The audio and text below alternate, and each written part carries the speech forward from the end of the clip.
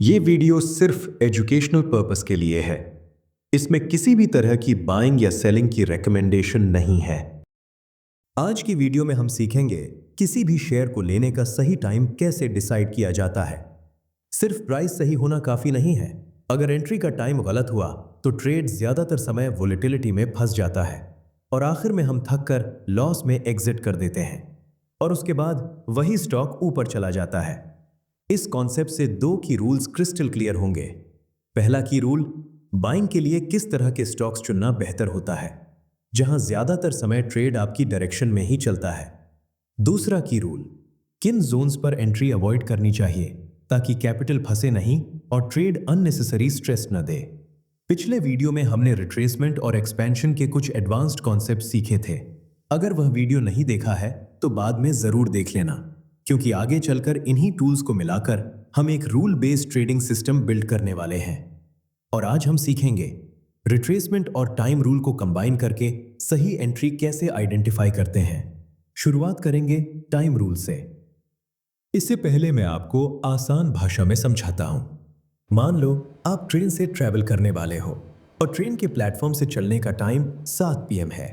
उससे पहले प्लेटफॉर्म पर जो भी हलचल दिखती है वो सिर्फ तैयारी होती है, जर्नी नहीं। असली मूवमेंट तभी शुरू होती है जब ट्रेन टाइम पूरा करके चलती है। यानी जल्दी पहुंचने से फायदा नहीं, सही टाइम का इंतजार करना जरूरी है। मार्केट में भी यही होता है। कई बार गिरावट के बाद प्राइस में तेज बाउंस आता है, लेकिन जब तक उसका टाइम साइकिल पूरा नहीं होता वो मूव सिर्फ बाउंस होता है, ट्रेंड कंटिन्यूएशन नहीं। और जब टाइम पूरा होता है वहीं से एंट्री लेना ज्यादा सेफ और ज्यादा लॉजिकल होता है, क्योंकि टाइम रूल कंप्लीट होने के बाद ही रियल मूव शुरू होने की प्रोबेबिलिटी हायर साइड पर होती है। अब यहां से मेन पार्ट शुरू होता है। टाइम को कैलकुलेट कैसे करते हैं। मार्केट में सिर्फ दो फेजेस होते हैं। पहला ट्रेंड, दूसरा करेक्शन। एक फेज खत्म होता है तभी दूसरा शुरू होता है। और बाइंग के लिए हमारा बेस्ट एरिया हमेशा करेक्शन के अंदर ही होता है, जहां बॉटम रिट्रेसमेंट लेवल्स में लगती है, जिसे हमने पिछले वीडियो में डिटेल में समझा था। अब प्रॉब्लम यहां आती है, करेक्शन दिख तो जाती है, लेकिन कैसे पता चले कि करेक्शन कंप्लीट हुई है या नहीं। यहीं पर काम आता है टाइम रूल।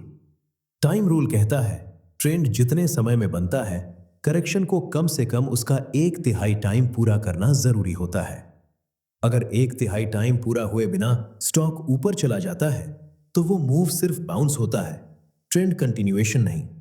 और अक्सर उसके बाद प्राइस वापस करेक्शन में नीचे आता है। और ज्यादातर केसेस में आपको यही दिखाई देगा, जितने टाइम में ट्रेंड बनता है करेक्शन भी लगभग उतने ही टाइम तक चलती है।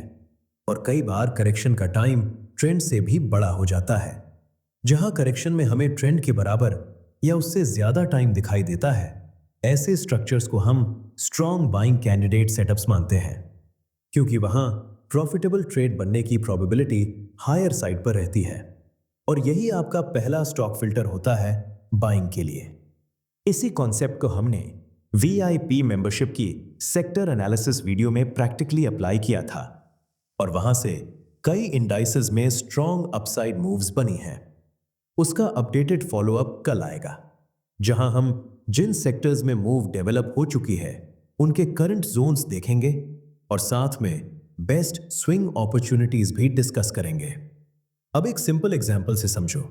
मान लो ट्रेंड बनने में प्राइस ने 15 दिन का समय लिया, तो करेक्शन का मिनिमम टाइम होगा 5 दिन। और कई बार करेक्शन पूरे 15 दिन तक भी चल सकती है, यह भी नॉर्मल है।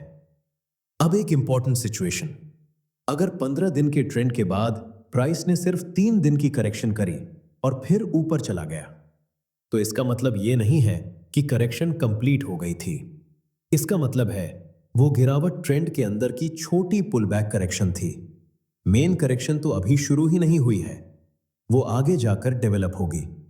और जब वो करेक्शन शुरू होगी तब हम ट्रेंड के पूरे टाइम को काउंट करेंगे और उसका कम से कम 1/3 टाइम पूरा होने का इंतजार करेंगे, क्योंकि 1/3 टाइम के बाद स्ट्रक्चर मैच्योर होना शुरू हो जाता है। और इसी के बाद एंट्री लेना सबसे लॉजिकल पॉइंट होता है। अब इसी लॉजिक को हम सीधे लाइव चार्ट्स पर अप्लाई करके देखते हैं। लेकिन उससे पहले मैं आपको टूल अप्लाई करना सिखाता हूं, क्योंकि यहां कैंडल्स को मैन्युअली काउंट नहीं करना है। इसके लिए आपको टूल्स सेक्शन में जाना है, ऊपर से 5वें नंबर पर, और इसमें सबसे नीचे आपको डेट रेंज और date and price range tool मिलेगा। इनमें से कोई भी सिलेक्ट कर लेना। इसका काम है जिस एरिया पर अप्लाई करोगे वहां की पूरी कैंडल डिटेल्स दिखाना। और हमारे लिए यहां सबसे इंपॉर्टेंट है बार्स का डेटा, यहां कितनी कैंडल्स बनी है। अब इसी लॉजिक को हम टाटा पावर के चार्ट पर अप्लाई करके देखते हैं, और कंटिन्यूटी के लिए हम वही एरियाज देखेंगे जो हमने पिछली वीडियो में डिस्कस किए थे। पहला 2022 की करेक्शन, दूसरा 2008 से 2020 तक की लॉन्ग टर्म करेक्शन, और तीसरा करंट करेक्शन जोन। लेकिन शुरुआत हम सेकंड करेक्शन से करेंगे, क्योंकि 2022 वाला हिस्सा सबसे इंपॉर्टेंट है। उसे हम अंत में डिटेल में डिस्कस करेंगे। अगर मंथली टाइम फ्रेम में देखोगे तो 2000 से 2008 तक एक स्ट्रॉन्ग अप ट्रेंड था। अब हम इस एरिया में डेट रेंज टूल अप्लाई करते हैं। सबसे पहले प्राइस के लो को सिलेक्ट करते हैं, फिर 2008 के हाई को। यहां हमें दिखता है कि टोटल 91 कैंडल्स बनी है। इसके बाद हम करेक्शन का टोटल टाइम चेक करते हैं, और इसके लिए 2008 के हाई से 2020 के लो को सिलेक्ट करते हैं, जहां हमें दिखता है कि करेक्शन में टोटल 148 कैंडल्स बनी है। यानी ट्रेंड से ज्यादा टाइम करेक्शन में लगा। मतलब ये स्टॉक हमारे लिए स्ट्रॉन्ग बाइंग कैंडिडेट था, और ऑब्वियस सी बात है इसकी बॉटम रिट्रेसमेंट लेवल्स के पास ही लगेगी। अब हम करंट एरिया में करेक्शन को देखते हैं, जिसमें अगर हम फरवरी 2025 के लो से जून में लगे हुए हाई तक का पूरा टाइम देखें तो यहां हमें टोटल 75 कैंडल्स दिखाई देती हैं, और उसके बाद की करेक्शन में ट्रेंड से ज्यादा टाइम लग चुका है।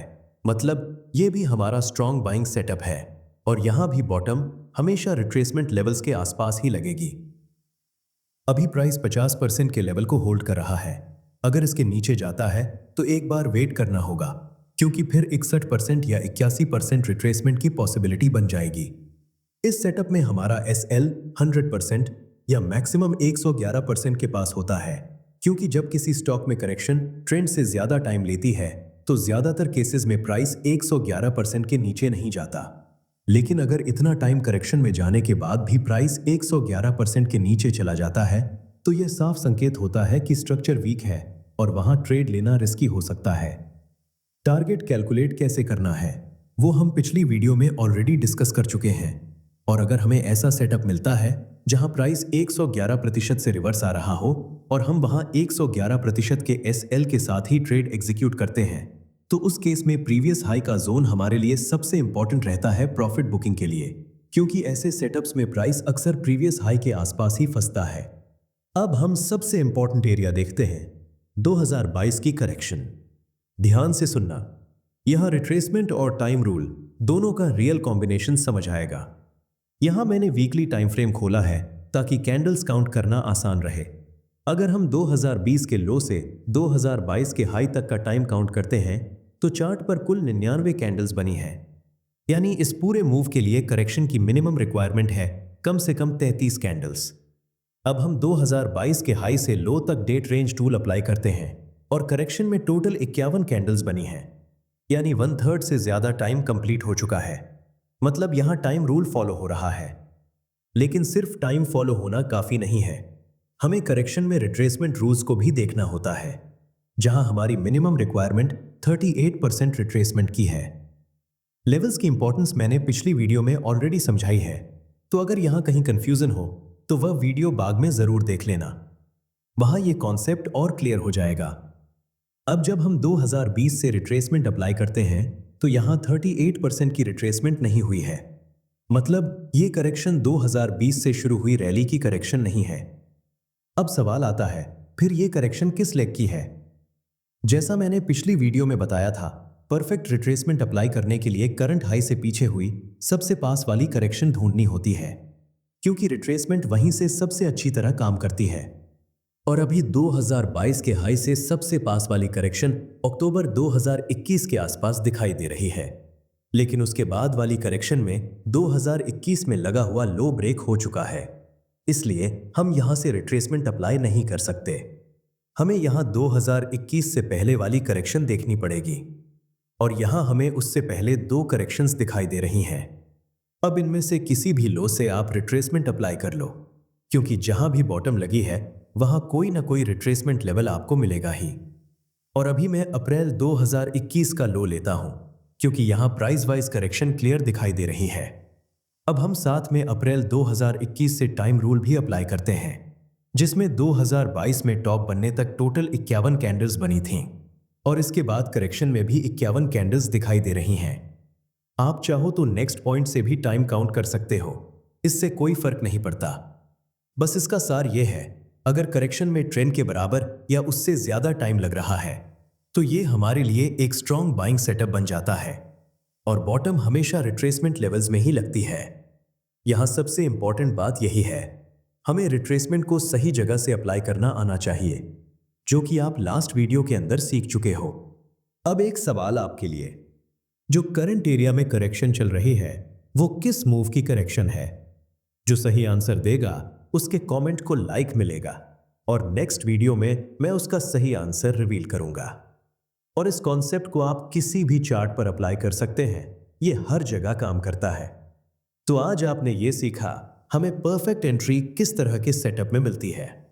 अब नेक्स्ट वीडियो में हम नेक्स्ट स्टेप सीखेंगे, एंट्री लेने के बाद कैसे कंफर्म करें कि करेक्शन खत्म हो चुकी है और ट्रेंड सच में शुरू हो चुका है, यानी ऊपर की चाल रियल मूव है या सिर्फ फेक बाउंस।